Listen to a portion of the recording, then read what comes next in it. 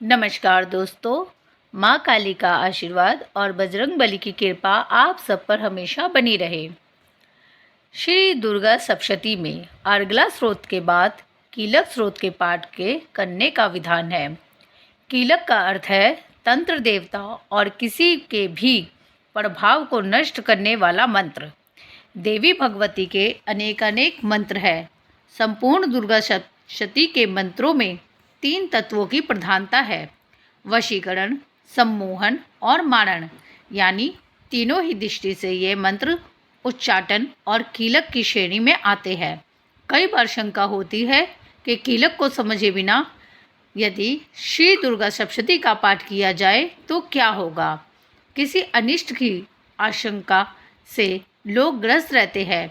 श्री दुर्गा सप्तशती में भगवान शंकर ने समस्त देवी को पाठ को कीलक कर दिया है, यानी गुप्त कर दिया है। इसको केवल विद्वान ही जान सकता है। विद्वान कौन है? जो देवी की शरण में चला गया, वह विद्वान है। जिसने देवी के आगे समर्पण कर दिया है, वह विद्वान है। जिसने देवी को अपना लिया है और जिसको देवी ने अपना लिया है, वह विद्वान है। इसके लिए पोथी पढ़ने की आवश्यकता नहीं है। चैत्र नवरात्रि हो या अश्विन नवरात्रि, दोनों ही अवसरों पर भगवान राम के पर्व पड़ते हैं। चैत्र में रामनवमी होती है और अश्विन में विजयदशमी। भगवान शंकर ने राम नाम मंत्र को अपने पास रखकर देवी भगवती के समस्त मंत्रों को गुप्त कर दिया। मंत्र में कौन से मंत्र आते हैं? जितने भी मंत्र आते हैं वह गुप्त है। 10 महाविद्याओं के बीज मंत्र कीलक है। ओम एम ह्रीम क्लीम चामुंडाय विचे मंत्र भी गुप्त है। चलिए शुरू करते हैं कीलक स्त्रोत्र। ओम नमस्ते चंडिकाय। मार्कंडे जी कहते हैं, विशुद्ध ज्ञान ही जिनका शरीर है, तीनों वेद ही जिनके 3 नेत्र है, जो कल्याण प्राप्ति के हेतु तथा अपने मस्तक पर अर्धचर धारण करते हैं, उन भगवान शिव को नमस्कार है। मंत्रों का जो कीलन है, अर्थात मंत्रों की सिद्धि में विद्यमान उपस्थित करने वाले शाप रूपी कीलक का निवारण करने वाला है, उस सप्तशती स्रोत को संपूर्ण रूप से जानना चाहिए। उनके ही उच्चाटन आदि कर्म सिद्ध होते हैं, उसे ही समस्त दुर्लभ वस्तुओं की प्राप्ति होती है। तथापि जो अन्य मंत्रों का जप नहीं करके केवल इस सप्तशती नामक स्रोत से ही देवी की स्तुति करते हैं, उन्हें स्तुति मात्र से ही सच्चिदानंद स्वरूपिणी देवी सिद्ध हो जाती है। उन्हें अपने कार्य की सिद्धि के लिए मंत्र, औषधि तथा अन्य किसी साधन के लिए उपयोग की आवश्यकता नहीं रहती। बिना जप के उनके उच्चाटन आदि समस्त अभिचारिक कर्म सिद्ध हो जाते हैं। इतना ही नहीं, उनकी संपूर्ण अभीष्ट वस्तुएं भी सिद्ध होती है। लोगों के मन में यह शंका थी कि जब केवल सप्तशती की उपासना से ही समान रूप से अथवा सप्तशती को छोड़कर अन्य मंत्रों की उपासना से भी समान रूप से ही सब कार्य सिद्ध होते हैं, अब इनमें श्रेष्ठ कौन सा साधन है? लोगों की शंका को सामने रखकर भगवान शंकर ने अपने पास आए हुए जिज्ञासुओं को समझाया कि यह सप्तशती नामक संपूर्ण स्रोत ही सर्वश्रेष्ठ एवं कल्याणमय है। तदंतर भगवती चंडिका के सप्तशती नामक स्रोत को महादेव ने गुप्त कर दिया।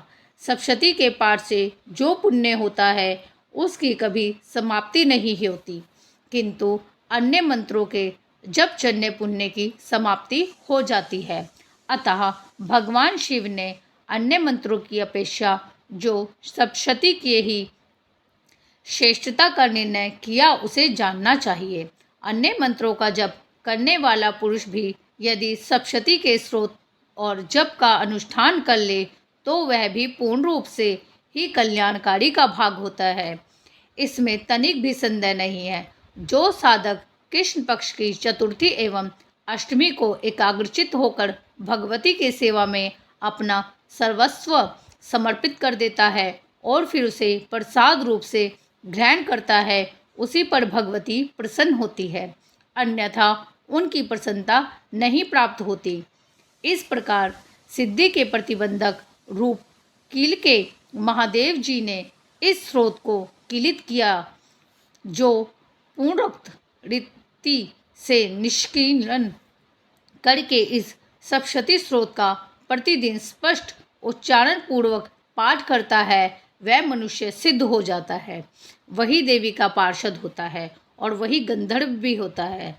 सर्वत्र विचार करने पर भी इस संसार से उसे कभी भी भय नहीं होता।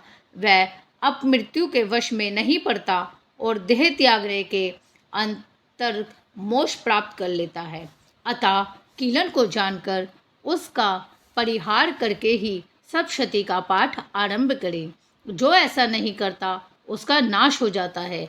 इसीलिए कीलक और निष्कीलन का ज्ञान प्राप्त करने पर ही यह स्रोत निर्दोष होता है और विद्वान पुरुष इस निर्दोष स्रोत का ही पाठ आरंभ करते हैं। स्त्रियों में जो कुछ भी सौभाग्य आदि दृष्टिगोचर होता है वह सब देवी के प्रसाद का ही फल है। अतः इस कल्याणमय स्रोत का सदा जप करना चाहिए। इस स्रोत का मंद स्वर से पाठ करने पर स्वल्प की फल की सिद्धि है, अतः उच्च स्वर से ही इसका पाठ आरंभ करना चाहिए। जिनके प्रसाद से ऐश्वर्य, सौभाग्य, आरोग्य, संपत्ति, शत्रुनाश और परम मोक्ष की भी सिद्धि होती है, उन कल्याणमयी जगदम्बा की स्तुति मनसा क्यों नहीं करते। इति श्री देवी कीलक स्तोत्रम संपूर्ण।